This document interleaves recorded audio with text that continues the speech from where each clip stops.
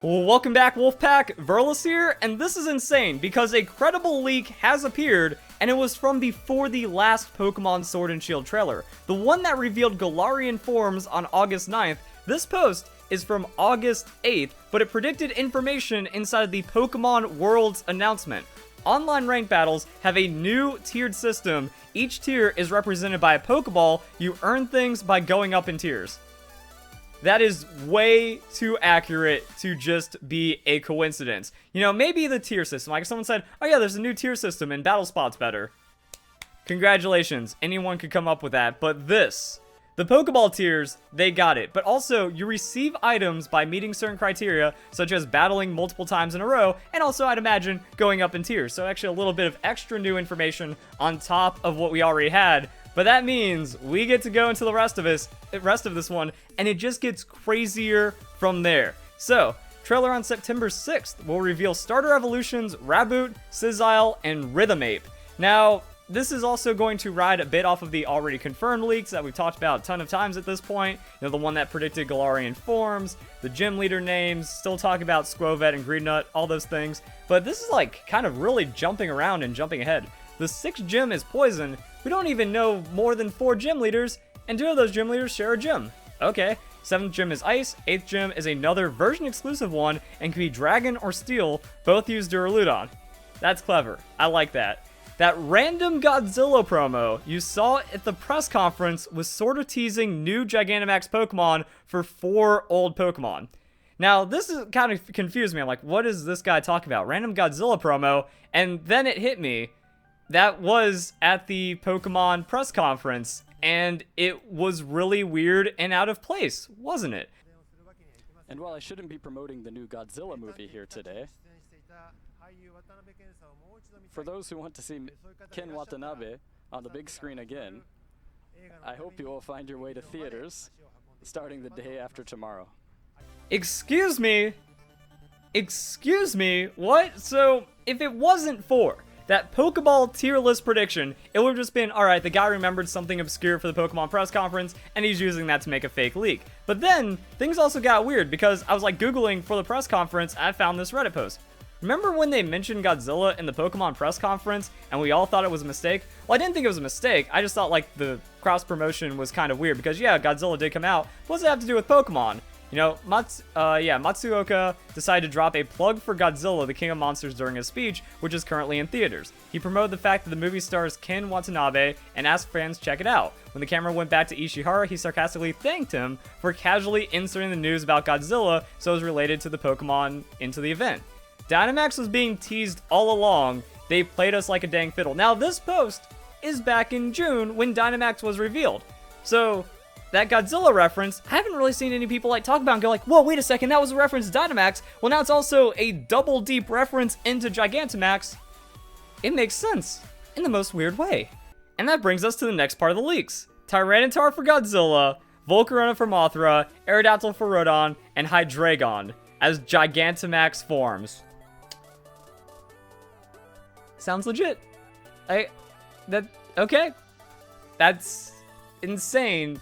At the same time, like, there's no way they would do it. But at some point, you jump the shark until you land into Game Freak's tank. We've seen all kinds of fake information and effectively fanfic posts trying to leak information about Pokemon games, and it all turns out to be nonsense. But then you realize you could have never predicted Dynamaxing. People were like, oh, Sword and Shield. I'm going to make up this rumor about armor. Not even a rumor at that point. I'm going to make a fake leak about armor forms because that's going to be UK and Night things and Swords and Shields only happening after they reveal the game. How strange. But no one could have predicted Dynamax. No one could have fabricated such absurdity inside of their minds. So bringing all of this back into it for the Gigantamax reveals, yeah, that's the thing. Other Galar forms include the Hoppip line, which are Ghost Flying. Please, yes, please, that sounds amazing. Spoink line, which is Psychic Ground. That's pretty cool. Isn't the only... No, there's probably more than Psychic Ground than just, like, Claydol. But yeah, those Pokemon haven't really been used too much, and I have always been, like, cheering for Spoink and Grubpig. They just never got used. Ursaring, which I think becomes Dark? That sounds pretty awesome. I'm more interested in the Hoppip line, because I'm just thinking about, like, a mix between Shuppet and then Hoppip, but also just mixing the Ghost. Ghost is my favorite typing. I'm excited to see any Ghost type that comes out of a UK-inspired region like Galar. That's going to be so cool. So yeah, I'm down with all of that. And the thing is, when you look at this leak, it kind of reminds us of the already confirmed leak. There's a lot of information that's either going to be revealed over time, and some of this might not even be revealed through trailers. We're just going to see Raboot, Sazile, and Rhythm Ape. That even sounds off, because I've done many videos, I've done many references to this. Starter reveals are usually in October. So I mean, if they're really accelerating like that, that'd be kind of crazy. So I'm guessing what's going to happen is it's going to be the new gems, these 4 Gigantamax starter Evos, and that's it. And then we have to wait for the next trailer to get these Galar forms. Surfetch, regional evolution exclusive to Galar. Fighting type uses its leak like a baton.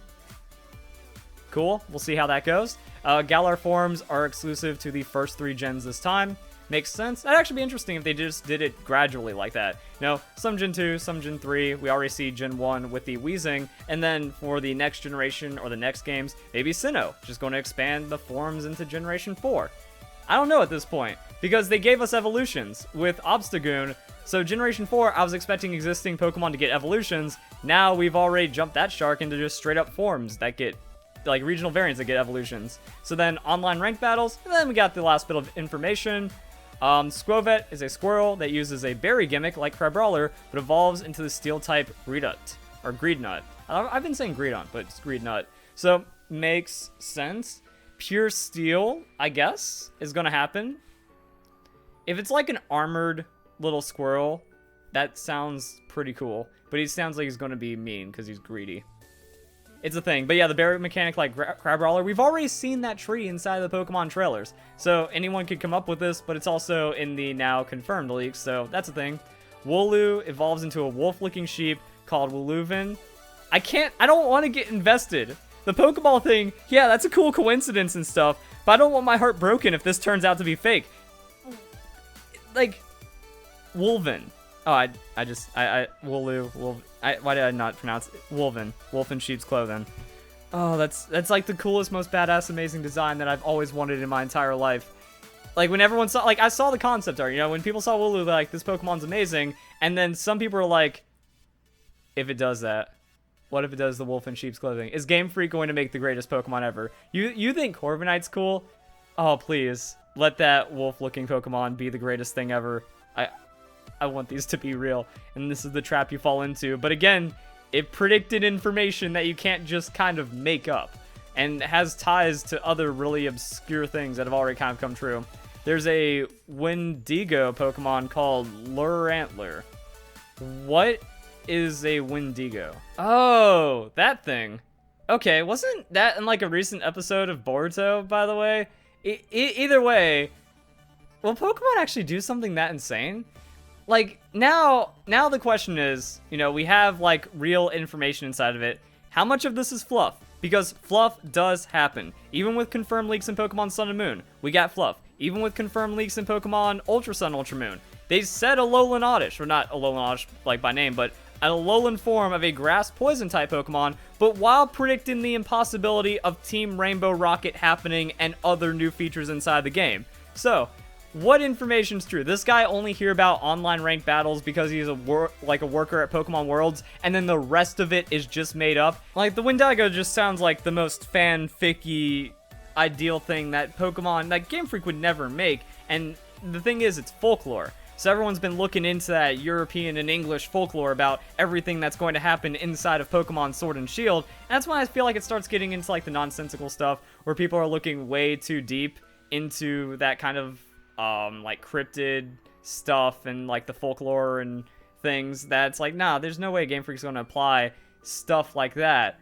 But if it does, there's no way. Like it's now gone from like, instead of a leak going from fake to I hope this is real, it's gone from real to there's no way it's this good. Please, it has to be fake. You know, kind of shenanigans like that. Another Pokemon is a cute little ghost that tries to hide itself by possessing scrap metal. I like it. I like it a lot. Gets attached to the junk it possesses, so when it evolves, the scrap breaks apart and it becomes furious. Both are ghost steel. Makes sense. Haunted armor, but not quite armor, so at least not like being straight up like that. I think it'd be kind of silly if it was just straight up haunted armor, but a mix between Rotom and Klefki. God, I love it too much. if all this is real, I can't. It can't be real. It can't be real. But it did a thing. Leon's big thing is that he wants to be as famous as possible, which is why he has so many sponsors and uses a Charizard. Yeah. It doesn't go well with him when you beat him in a casual match when you have about 7 badges, so he goes out to try to catch the legendary Eternatus, but fails, puts Galar in danger. You have to use the respective legendary of the game to you have to use the respective legendary to stop it. It's like, that sounds real, but not too fanficky, but not too fake, but also fake. Like, why would you have that much information, you know? We had to wait for Pokemon Sun and Moon to be leaked in its, like, not leaked, data mined and released early in its entirety to figure out that much depth about the story. But if it happens like that, that'd be really cool. God. Yeah. Alright. Alright. There we go, guys. Shenanigans have indeed gone down. If one extra pixel of this gets confirmed, a trailer on September 6th that has the starter evolutions, I have now flipped my lid into beyond hype. So if you guys enjoyed the video, hope you have a nice day. Thank you very much for watching.